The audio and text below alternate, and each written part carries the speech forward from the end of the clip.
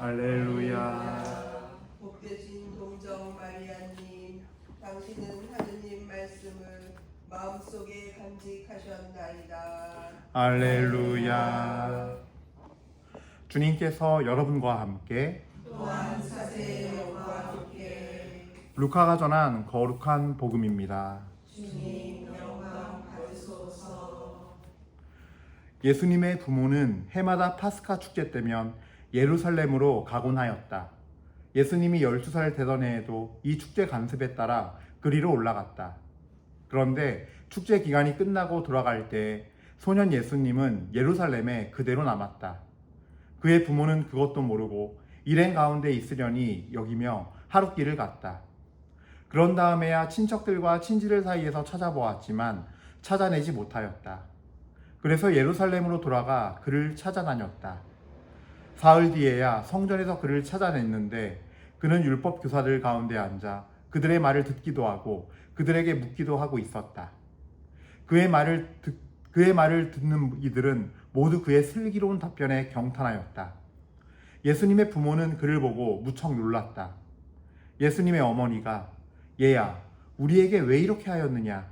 내 아버지와 내가 너를 애타게 찾았단다 하자 그가 부모에게 말하였다. 왜 저를 찾으셨습니까? 저는 제 아버지의 집에 있어야 하는 줄을 모르셨습니까?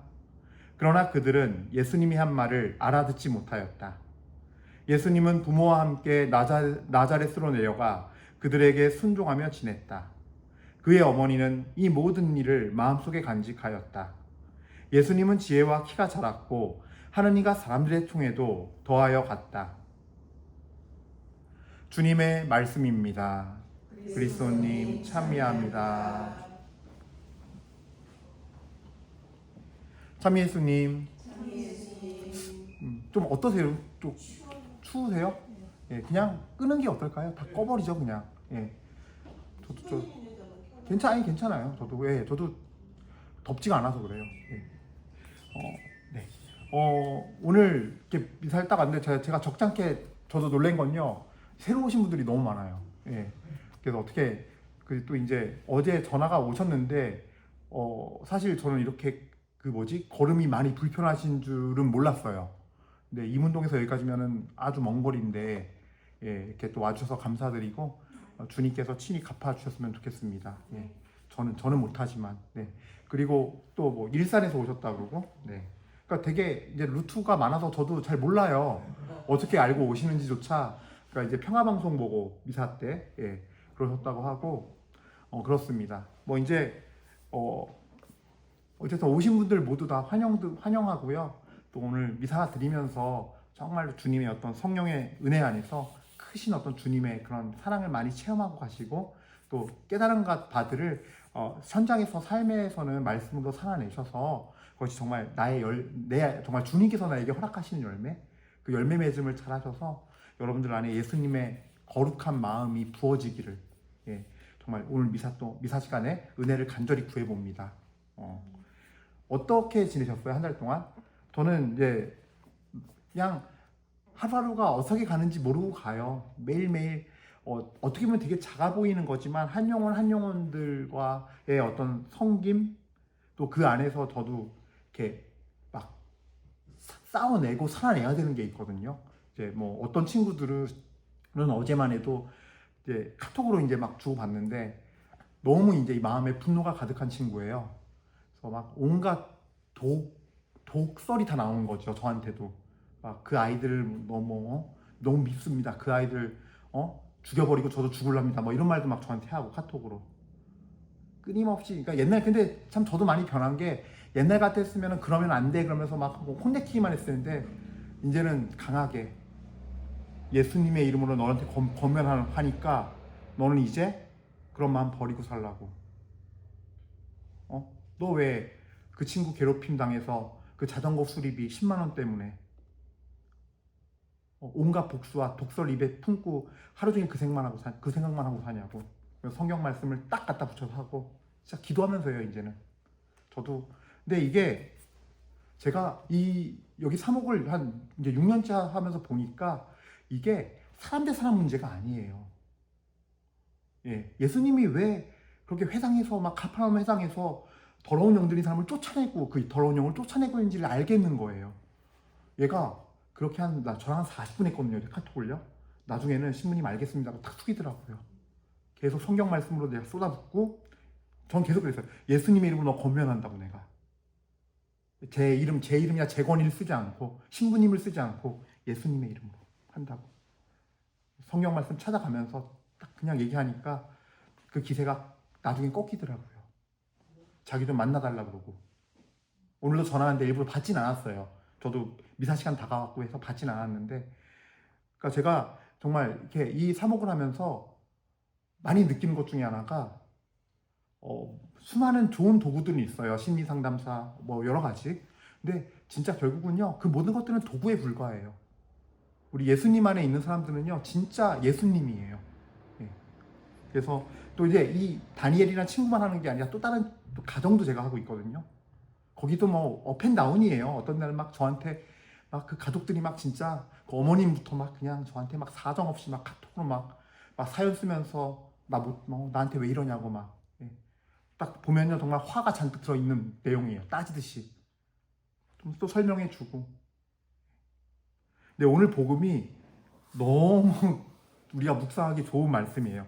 제가 결혼도 안 해보고 가정을 안 꾸려봐서 진짜 여쭤보는데, 저는 이 복음을 묵상할 때마다 저의 사람됨이라면 저는요 그 예수님의 그 사흘 동안을 막 찾아 헤매면서 거꾸로 다시 올라온 거 아니에요. 하루 만에 알았다 그랬잖아요.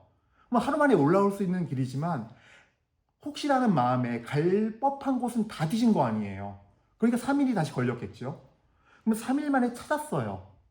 근데 만약에 내 아들이 물론 놀랍지요. 대견하기도 하고 거기서 막 율법학자 같은 뭐 좀 있어 보이는 분들이랑 막 질문을 하고 있고 답변을 하고 있고 막 거기 다 둘러앉아서 막 그 내 아들을 구경하고 있고, 그거는 뭐 되게 일단 놀라기도 하고 3일간 고생을 했지만 기특하기도 하고, 뭔가 뭐 어디 뭐 요즘으로 치면 어디 뭐 PC방이나 이런 데가 있는 게 아니잖아요.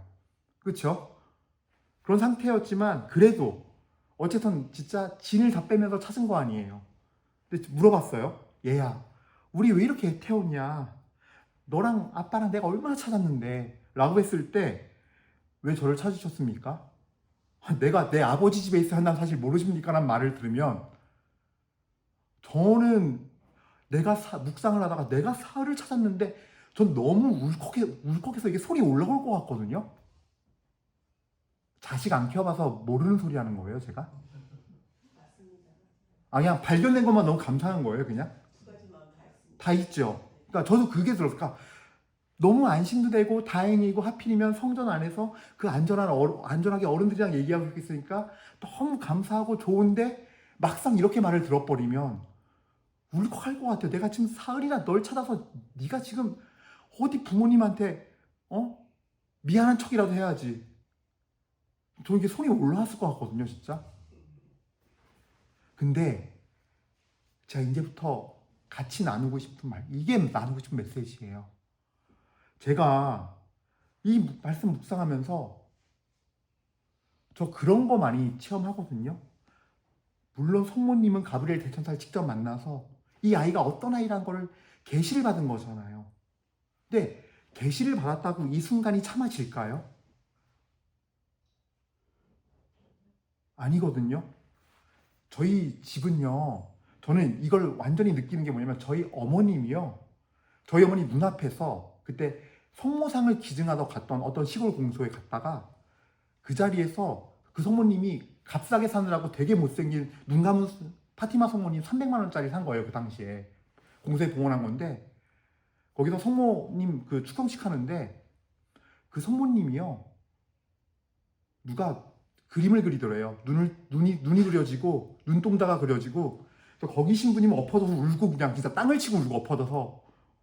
근데 저희 어머니 처음에는 너무 놀래서 막 하다가 마음 안에 순간 냉랭한 마음이 들기 시작하더니 저게 다 거짓말처럼 보이더래요. 눈이 그려지고 있는데 어느 순간 그걸 저희 어머님이 그 공소에 축성식을 갔다가 그 성모상 봉헌식을 갔다 와서 한 얘기예요. 그래서 왜 루카복음에 부자와 라자로 비유에 그러죠. 라자로가 죽어서 지옥에서 고통받고 있는데 저를 보내주셔서 제가 가서 얘기해야 한다고. 그러자 아브라함이 라자로 품에 안고 있다. 아브라함이 뭐라고 대답하는 줄 알아요? 거기에는 세상에는 예언자들과 모세의 예언자들이 있다. 아닙니다. 그들은 죽었다 깨어난 사람이 가야 말을 들을 겁니다. 모세의 예언자들의 말도 듣지 않으면 어떤 사람이 죽었다 깨어나서 가도 듣지 않을 것이다 그래요. 무슨 얘기냐면요. 가브리엘 천사를 보고 계시를 받은 것만으로는 안 돼요. 이 예수님이 아무리 하느님의 아들이어도 벌써 12살이잖아요. 12년 전 얘기예요. 사람은 안 되게 되어 있어요. 안 되게 되어 있어요. 사람의 자아란 게 그렇게 간사해요. 이 자아가. 성모님과 요셉 성인을 다시 봐야 되는 거예요. 이 대목에서. 그 말씀이 내 안에 살아서 하느님께서 이 안에서 함께 살고 계신 거예요. 그러니까 이 상황을 받아들일 수가 있었던 거예요. 분명히 예수님이 한 말을 알아듣지 못하였다라고 루카복음서가 기록하고 있어요. 요셉 성인과 성모님은요, 이 예수님이 하신 말 뜻을 알아듣지 못했어요. 그 상황에서 너무 황당했고 뭐 여러 가지가 있었겠죠. 알아들을 수 없고 이해할 수가 없었어요. 하지만 그 상황을 받아들였어요. 그래서 그의 어머니는 이 모든 일을 마음속에 간직하였다라고 기록하고 있어요. 왜 그게 가능했냐? 하느님 말씀을 품고 살았기 때문에 그 말씀을 또 붙잡은 거예요. 그 순간. 예수님은 그냥 길러진 게 아니에요. 그래서 요셉 성인과 성모님 역시도 항상 하느님이 내 집에 계신 거예요. 내 영혼 안에 내 집에 계신 거예요. 주님께서 친히. 그러니까 그 예수님의 모습을 받아들일 수가 있었던 거예요. 이해가 안 되더라도 내치거나 버리지 않았던 거예요. 내가 꺾으면 꺾었지 나를. 이게 매우 중요한 얘기예요. 우리가 자녀 키울 때 똑같은 일이 벌어지거나 이런 상황이 많이 벌어질 거예요. 크고 작게. 그랬을 때 내 집에 예수님이 안 계시고 하느님이 안 계셔서 예수님이 집 나가 계시면 여러분 빨리 찾으셔야 돼요. 그게 어떻게 할 수 있느냐? 바로 이런 성모님과 요셉 성인이 겪었던 이런 상황 속에서예요. 전혀 예측할 수 없었던, 기대치 않았던, 받아들일 수 없는 일이 벌어질 때, 특히 가정 안에서, 내 주변의 사람 안에서 내가 어떤 태도를 취하는지 보셔야 돼요. 저 같았으면요, 그랬을 것 같아요. 이렇게 대답을 이렇게 하면요, 아니 그래도 그렇지. 내가 너를 3일이나 찾아 헤맸고, 너가 부모 말에 순종을 해야지. 10계명에도 부모에게 순종하는 말씀이 있지 않냐라고 인간인 저는 그렇게 제 자아는 그렇게 나왔을 것 같은 거예요. 이걸 묵상했을 때. 내 방식대로 재단하고 판단하고 심판했을 것 같아요. 나의 가족들을.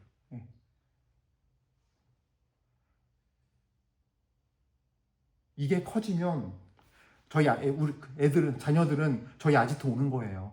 이 문제가 커지면, 이 갈등이 커지면 별거 아니에요. 그러니까 다른 차이가 없어요. 제가 이 묵상하면서 우리는 우리 삶 안에서 내 안에 예수님이 지금 이 집에 계신지 안 계신지 알 수 있겠구나 라는 거예요.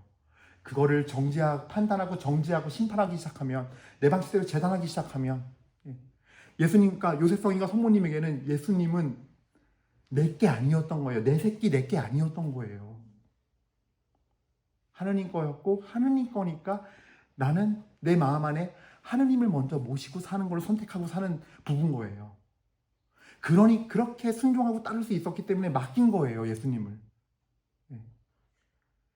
물론 하느님께서 친히 성모님은 준비시켰지만, 원죄 없이 태어나신 모로서 준비시키셨지만, 그럼에도 불구하고 그들의 그 속사람은요, 그들의 영혼의 모습은 그럴 수 있었으니까 예수님을 모시고 섬길 수 있었던 거예요. 사실 섬겼단 말이 맞아요.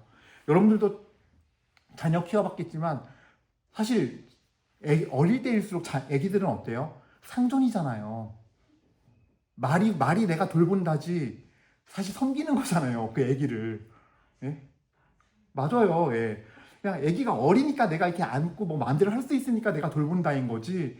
이 애 똥 싸면 똥 다 치워야 되죠. 배가 울면은 왜 우는지도 알아맞혀야 돼요. 배가 고픈 건지 졸린 건지 그렇잖아요. 예? 또 말 옹알이 할 때도 말도 안 되는 소리 하지만 무슨 말 하는지 다 찰떡같이 알아들어야 되잖아요. 섬기는 거예요. 사실은 말이 그렇지. 예. 어쨌든 여러분들도 그런 시간들을 겪어왔겠지만 그 섬김이 계속 지속돼야 되는 거예요. 주님 안에서 내 자녀가 클 때 내 아내가, 내 남편이, 내 할아버지가, 나의 시어머니가, 시아버지가 다 똑같아요. 사실은 관계 안에선. 예. 우리는 그것이 안 받아들여질 때, 내 방식이 튀어나올 때, 그래서 내 방식대로 산 사람을 놓고 칼질을 하기 시작할 때, 나의 기준으로 칼질을 하기 시작할 때, 그때 우리는 사실 예수님한테 가야 돼요. 아, 집 나갔구나. 지금 예수님 집 나가셨구나. 빨리 찾아야겠다. 그런 문제 때문에 속상하고 아플 때 저 사람만 문제라고 얘기해요.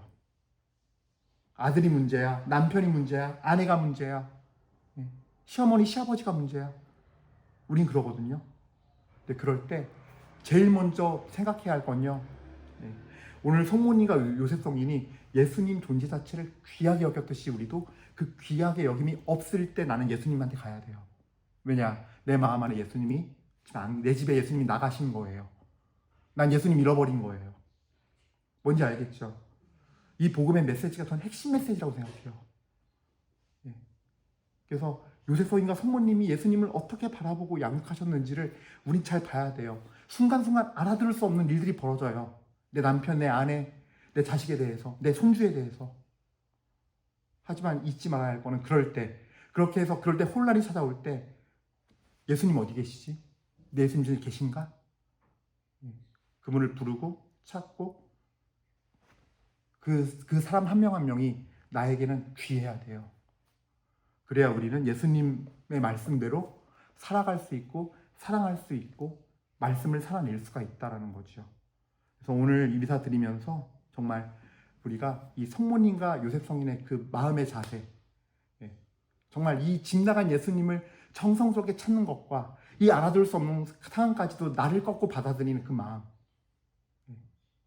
내 가족, 내 주변 사람들, 나 형제 자매들에게 그렇게 할 수 있고 내가 꺾어질 수 있도록 우리 마음 안에 주님을 모실 수 있도록 우리 모두 은혜를 구하면서 이 미사를 봉헌합시다.